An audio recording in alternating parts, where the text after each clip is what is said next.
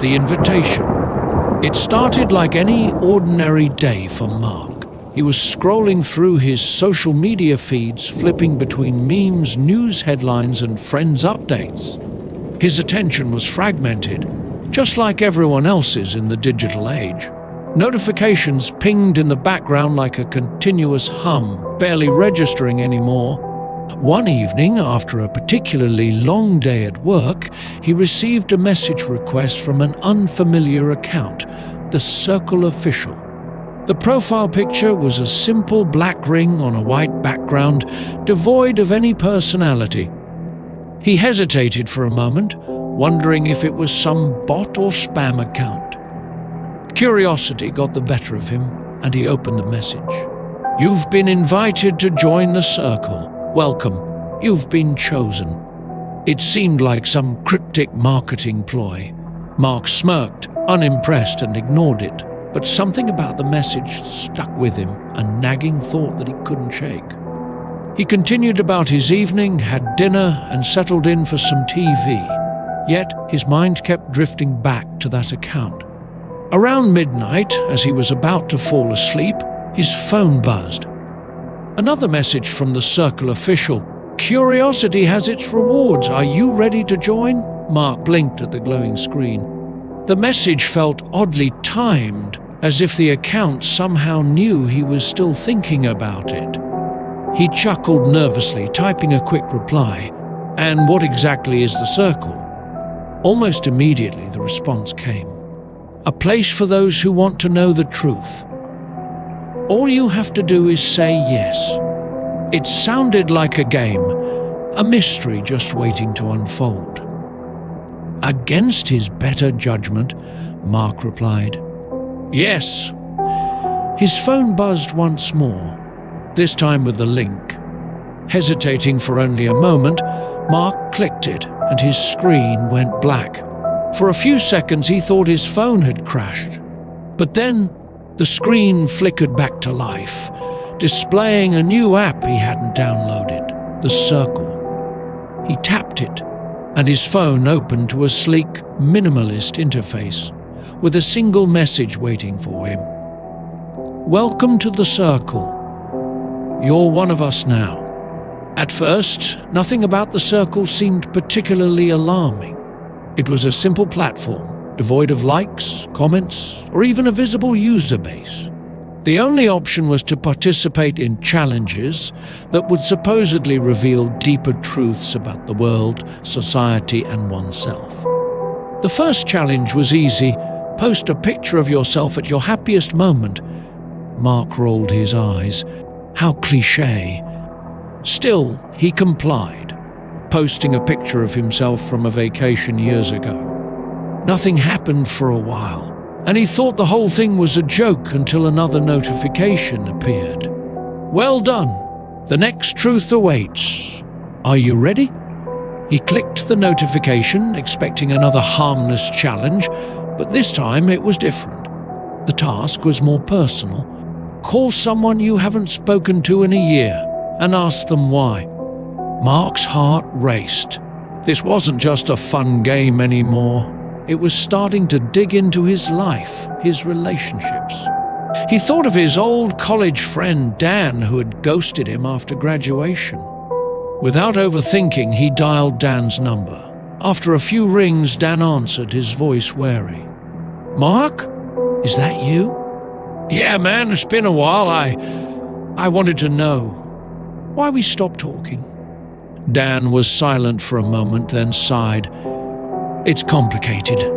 I didn't want to drag you into something dark. I think it's better we don't talk anymore." Before Mark could ask more, Dan hung up. His phone buzzed again. The truth can be uncomfortable, but it's necessary. Ready for the next challenge? Mark felt uneasy. There was something sinister lurking beneath the surface of the circle, something far more personal than he had bargained for. He wanted to quit, but his curiosity wouldn't let him. Against his better judgment, he clicked yes again. This time the challenge was chilling. "Go to the park near your house. Wait by the bench under the oak tree. Do not speak to anyone who approaches you. Mark stared at the message, his skin crawling. How did they know about the park near his house? Despite the rising sense of dread, something compelled him to go. He arrived at the park just past dusk. The oak tree stood tall, its branches swaying in the wind. The bench beneath it looked old, weathered, as if it had been sitting there for decades.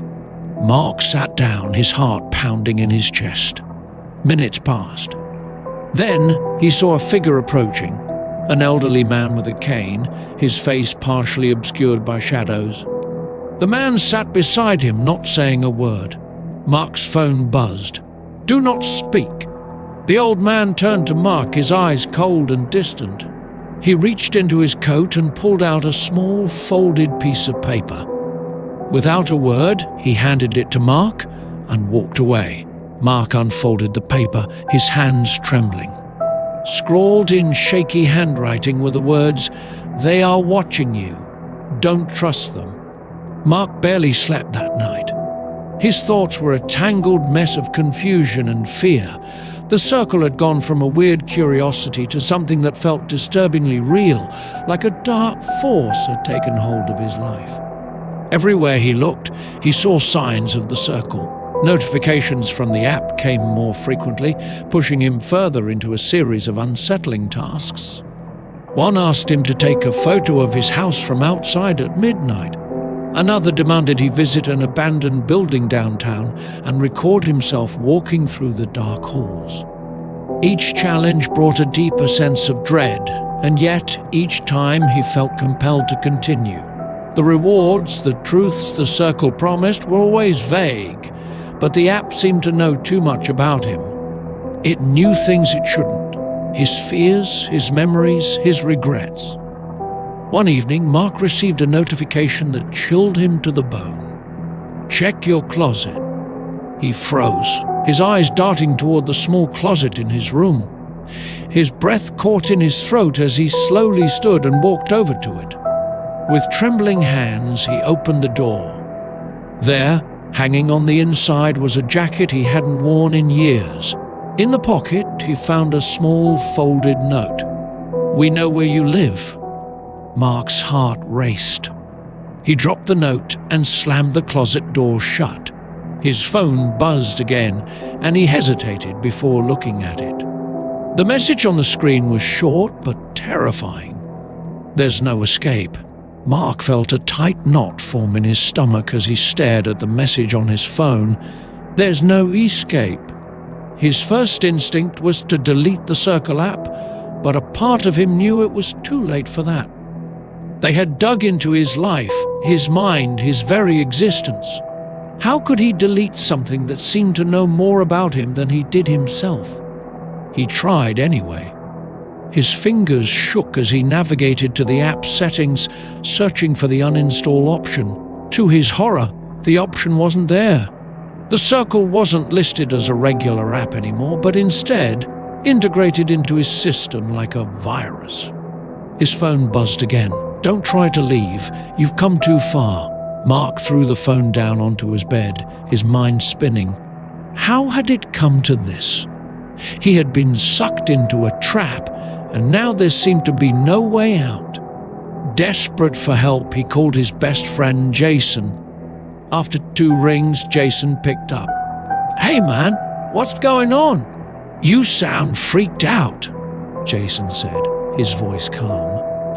"Jason, listen, I did something stupid. I joined this weird app called The Circle. It's like they know everything about me. I'm being watched. I don't know what to do." There was a long pause on the other end. "The Circle?" Jason's voice grew quiet, almost fearful. "You should have never joined, Mark. They don't just stop at online games. They're everywhere." Mark's blood ran cold. "What do you mean everywhere? You know about this." "I knew a guy back in college who got involved with the Circle." He disappeared. One day he stopped coming to class. The police found his apartment trashed, but they never found him. "Mark, you need to get out of there. Stay with me for a few days." Without hesitation, Mark grabbed a bag, throwing in whatever essentials he could find. As he rushed out the door, his phone buzzed again, but this time he didn't check it. He wasn't going to give in anymore. He sprinted to his car, his breath coming in short, panicked bursts. The drive to Jason's place was tense. The city lights blurred outside his window as he sped down the freeway, constantly checking his rearview mirror. His paranoia had kicked into overdrive. Every car behind him looked like a threat. Every street corner held unseen eyes. As he pulled up to Jason's apartment, relief washed over him. He raced up the stairs and knocked on Jason's door. Moments later, it swung open.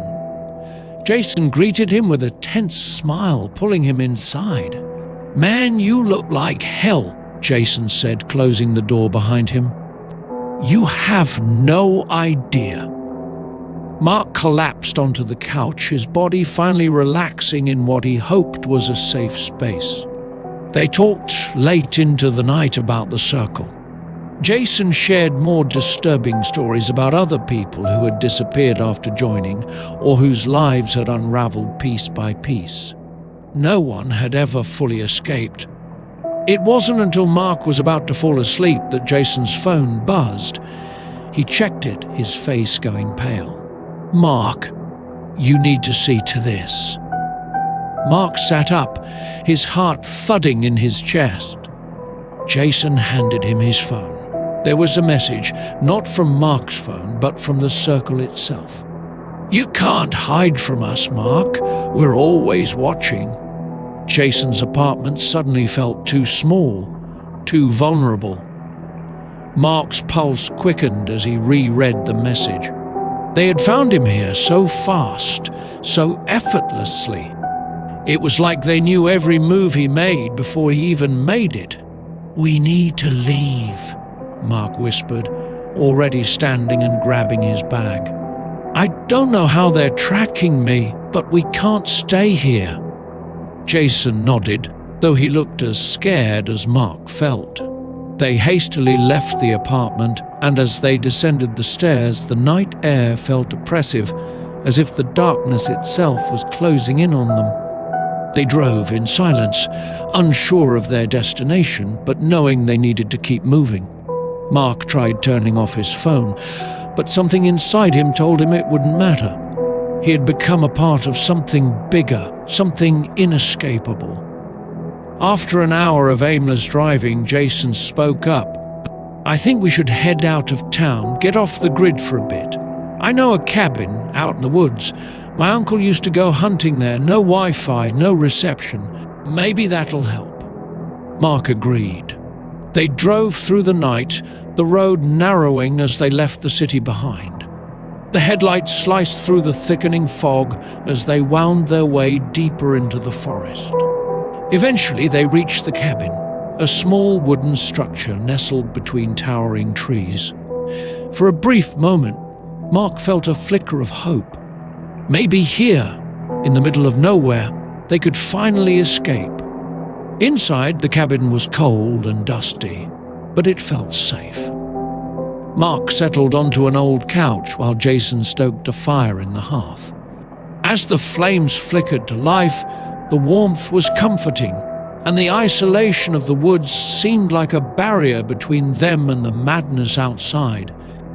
But then Mark's phone buzzed, despite being turned off. His heart sank. "Welcome to the woods, Mark. You're not alone." Jason's phone buzzed as well. They exchanged horrified glances before reading the next message. "Look outside."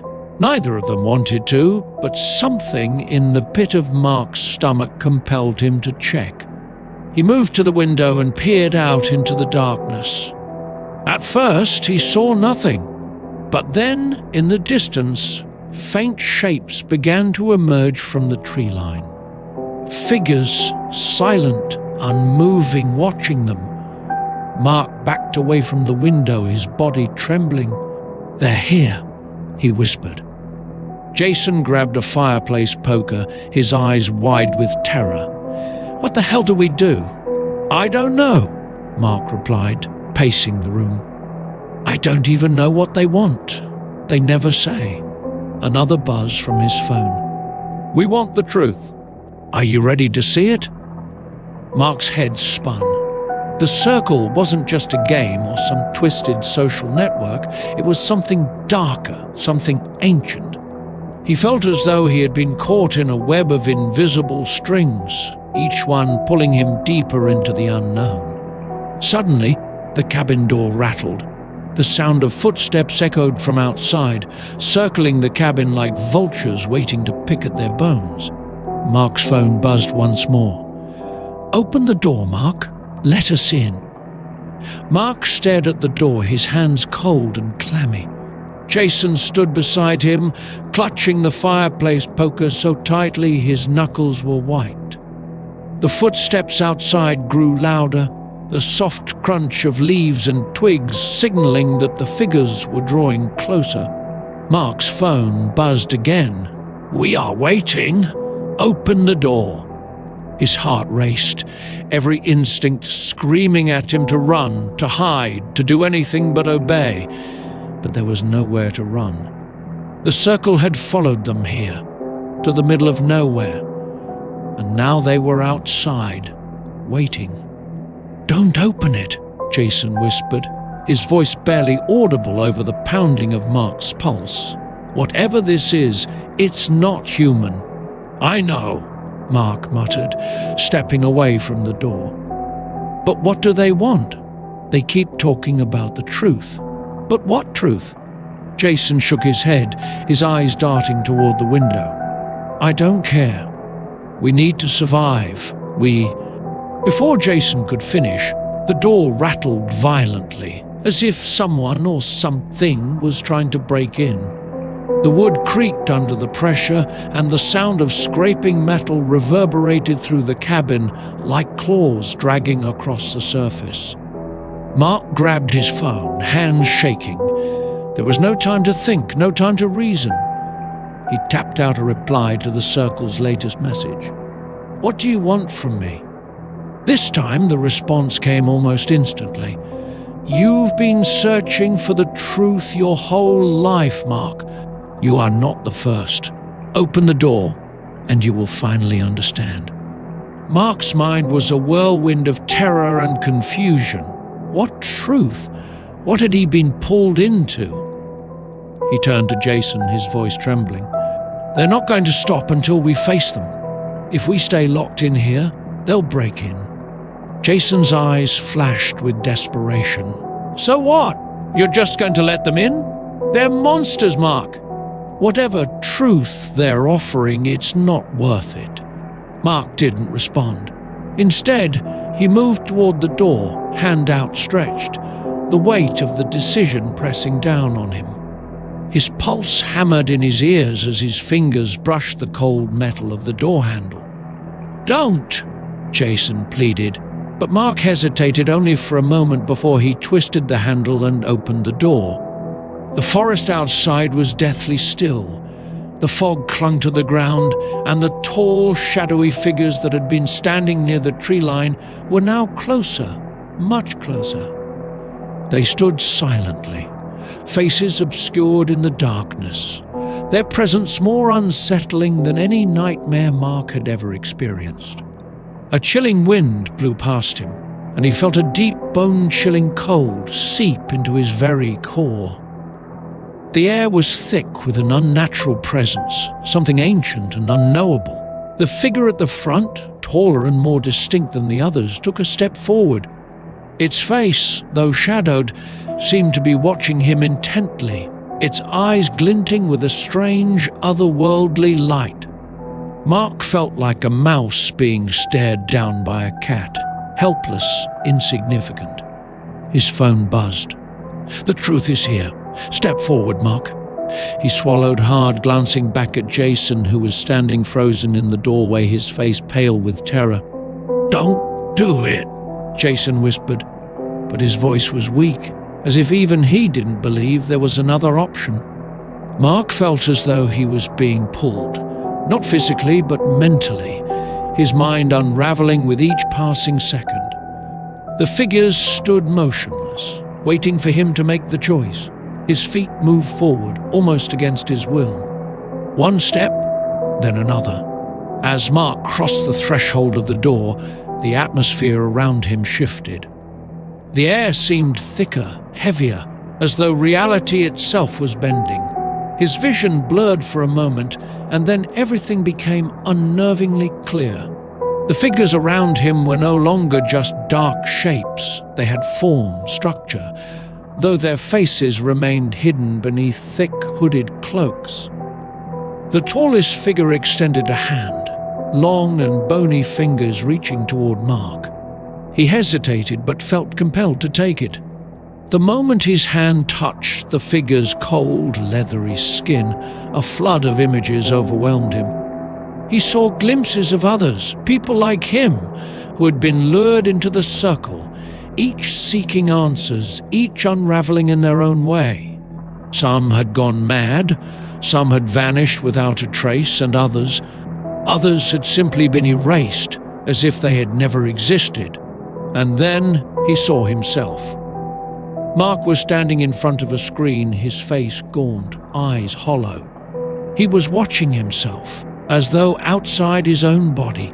The vision twisted and shifted, showing him pieces of his life, fragments of his memories, the things he had ignored, the truths he had hidden from himself. The voice from his phone seemed to echo in his mind now, louder, more insistent. "You are part of the circle, Mark. You always have been." His grip tightened on the figure's hand, and in that instant, something deep within him snapped. It was as though he had been holding onto a thread of his sanity, and now that thread had been severed. He was no longer just Mark, the man who had stumbled into this game of truths. He was part of something far greater, far older than himself. Suddenly, the coldness of the figure's hand began to burn, a searing heat that shot up Mark's arm. He tried to pull away, but the figure's grip tightened, holding him in place. The burning sensation grew worse, spreading through his body, engulfing him in pain. His phone buzzed again, the final message flashing across the screen. "The truth will set you free." And with that, everything went black. Mark awoke to silence. The burning was gone, replaced by a deep, gnawing emptiness.